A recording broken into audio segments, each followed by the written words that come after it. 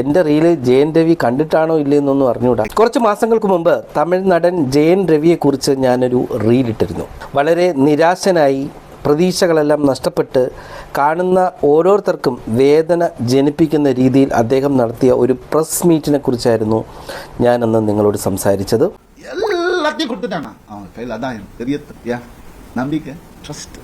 ഭാര്യ തൻ്റെ സ്വന്തം കുട്ടികളെ കാണിക്കുന്നില്ല എന്നും ഭാര്യ നടത്തുന്ന ഓരോ ക്രൂരതകളെപ്പറ്റി എണ്ണി പറഞ്ഞുമായിരുന്നു ആ വാർത്താ സമ്മേളനത്തിൽ ജയൻ രവി പബ്ലിക്കിനോട് സംസാരിച്ചത്.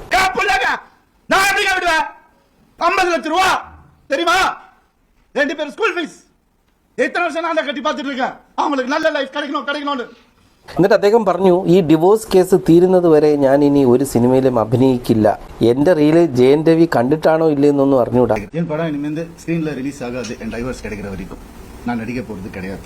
ജയൻ രവി പറഞ്ഞതുപോലെ എൻ്റെ ഡിവോഴ്സ് കേസിൽ ഒരു തീരുമാനമാകുന്നത് വരെ ഞാൻ ഇനി ഒരു പടത്തിലും അഭിനയിക്കില്ല എന്നൊക്കെ പറയുന്നത് ആന മണ്ടത്തരമാണ്. ഇളയ ദളപതി വിജയണ്ണനെ കണ്ടുപിടി. അയാളുടെ ആഗ്രഹം പൂർത്തീകരിക്കുന്നതിന് വേണ്ടി കട്ടക്ക് നിന്ന് അവസാനിപ്പത തമിഴ്നാട് മുഖ്യമന്ത്രി വരെയായി.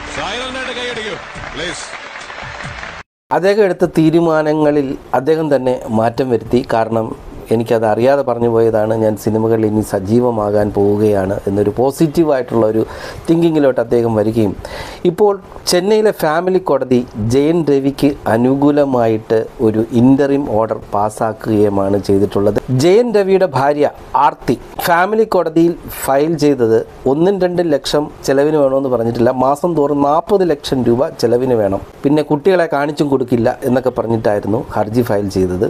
എന്നാൽ ഫാമിലി കോടതി ഉത്തരവിട്ടിരിക്കുന്നത് 3 ലക്ഷം തരും മാസം തോറും, അതും കുട്ടികളുടെ ചിലവിന് വേണ്ടിയിട്ട്. പിന്നെ കുട്ടികളെ എപ്പം എവിടെ വെച്ച് കാണണമെന്നൊക്കെ ജയൻ രവി തീരുമാനിക്കണം, കാണിച്ചു കൊടുത്തേക്കണം. ഇപ്പം എങ്ങനെ ഇരിക്കണം? അതുകൊണ്ട് നമുക്ക് വരുന്ന ഓരോ പ്രശ്നങ്ങളെയും ശരിയായ രീതിയിൽ ചിന്തിച്ച് പ്രവർത്തിച്ച് ഡിഫെൻഡ് ചെയ്യുക. വിജയം നിങ്ങൾക്ക് തന്നെ ഉണ്ടാവും. Together, man. Life is very short, Namba. Always be happy.